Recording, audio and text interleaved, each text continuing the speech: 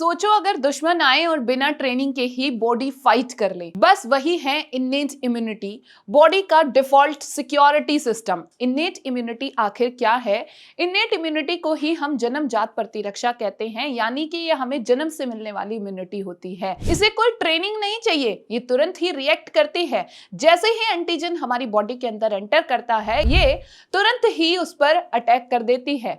Actual में अगर बात करें इन्नेट इम्यूनिटी के कौन कौन से टाइप होते हैं, सबसे पहले होता है फिजिकल बैरियर। फिजिकल बैरियर यानी कि शारीरिक रुकावट, जिसमें सबसे पहले नंबर पर आती है हमारी स्किन, जो क्या करती है, किसी भी वायरस या बैक्टीरिया को हमारे शरीर के अंदर एंटर करने ही नहीं देती और यहीं पर ही उसको रोक लेती है। लेकिन उसके बाद भी कुछ कुछ पोर्स हमारी बॉडी में खुले होते हैं, जैसे हमारा माउथ हो गया, नोज हो गए, आईज हो गए, ईयर हो गया और हमारा यूरिनोजेनाइटल ट्रैक्ट हो गया।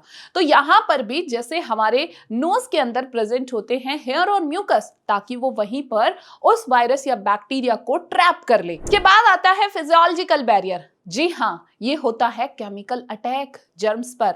मतलब अगर इतनी सुरक्षा के बावजूद भी कोई वायरस या बैक्टीरिया हमारे शरीर के अंदर पहुंच जाता है, तो भाई हमारे पेट के अंदर मौजूद होता है हमारा HCl, और हमारी आंखों से जो आंसू बहते हैं उसमें मौजूद होता है एक एंजाइम लाइसोजाइम, जो अगर वायरस या बैक्टीरिया अंदर जाना चाहता है तो उसकी सेल वॉल को वहीं पर डिसॉल्व कर देता है। माउथ से कोई अंदर एंटर करना चाहता है तो हमारे सलाइवा के अंदर भी एंजाइम प्रेजेंट होता है। तो इस तरह से आपने देखा कि ये सारे मिलकर भी उन जर्म्स का गेम तमाम कर देते हैं। अब बात करते हैं कि इतनी तकड़ी सुरक्षा के बावजूद भी फिर भी हमारे शरीर के अंदर कोई ना कोई वायरस या बैक्टीरिया घुस ही जाता है। तो फिर आता है हमारा सेल्यूलर बैरियर। और सेल्यूलर बैरियर जिसको हम कहते हैं कि ये हमारी बॉडी के सोल्जर्स होते हैं।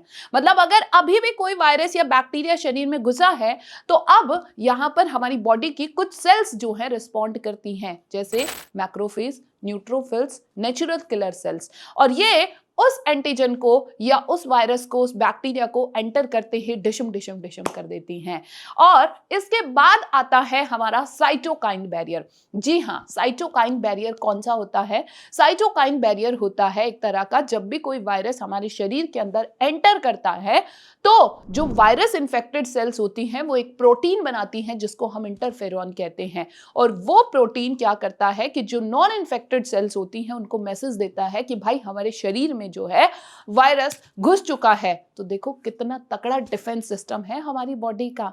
ठीक है, और इस कॉन्सेप्ट को सेव कर लो क्योंकि यहां से नीट में क्वेश्चन पूछा जाता है। Thank you everyone.